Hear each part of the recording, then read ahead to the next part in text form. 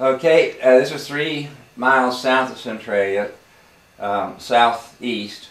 And this arrow points kind of back up to where Centralia is. The guerrillas sent up decoys, and the Union soldiers followed the decoys out onto the battlefield, and even the guerrillas had an opening in a wooden fence, a rail fence, so that they directed the Union soldiers in exactly where they wanted them. Now this is a kind of a hill that drops about 10 feet from the top here down to the bottom. This is kind of a hedgerow of the days. Some people, because there's trees all along here, they have misrepresented this in thinking that the guerrillas were up and around. These trees did not exist 140 years ago. The fact is, they probably didn't exist 50 years ago. But on a two-sided area, the guerrillas had men that were stationed in the back here and over here, as the Union troops left their horses back here. Every fifth man held a horse, and the rest of them came forward because they were mounted infantry and assumed a skirmish line. They had long single-shot repeaters, single-shot rifles that it took about 20 seconds or more to reload, muzzle loaders. And down here the guerrillas were on horseback under Captain Anderson, and they had 4 or 5 6-shooters, so that gave them many, many rounds.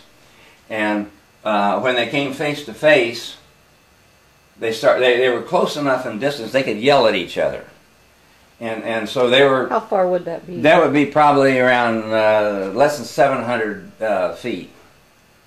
You know, two football fields or more. Okay. But they were yelling back and forth, and Anderson was thinking they were crazy to be dismounted because these guys were on horseback and were well trained. The Union soldiers under Johnston were raw recruits, had never been in battle before. And so when they fired, as the guerrillas came up the hill at a slow speed, most of the shots went over their head because it was on a hill. Actually, just a few guerrillas were hit. 2 of them were killed as they came up the hill. And then when they got about halfway, Anderson gave the command to put the spurs to them.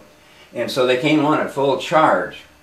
Before they had a time to reload, Anderson's men were on top of them, and they were standing on the ground begging for their lives, while Anderson's men were on horseback, and they just started firing, you know, point blank. And it only took 3 minutes. These guys over here who had the horses knew enough to get out of there, so they took off. Anderson's men went right on through and chased them back towards the Centralia or to Sturgis, Missouri. Actually, these guys who were the backup, around 300 of them, didn't really have time to get into the battle because Anderson and his 80 men finished off the Union soldiers in 3 minutes.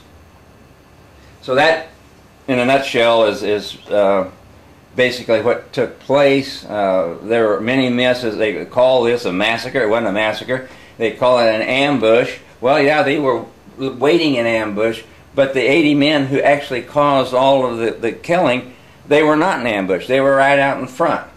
And it was these 80 men under Anderson, Buddy Bill Anderson, that killed the Union soldiers, and 107 died on the field, and the others were chased back. And now these other guys participated in the chase back to Centralia. Now, the ones they killed, though, didn't they mutilate some of the bodies? That was typical of both sides at that particular time in history. It was unfortunate, but they did do, and when they scalp, they just take little pieces and tie them on their belts or whatever. It doesn't mean that they totally, but it was a mutilation and what was scalping. As I say, there's many incidents which the Union soldiers had done in the Western wars, the same thing. They lay on the ground, the Union soldiers, after friends had picked them up. There was 29 left who the next day were taken into Centralia and buried in a common grave. And it just so happens my great-grandfather was one of the young men who helped pick up the bodies and took them to their common grave.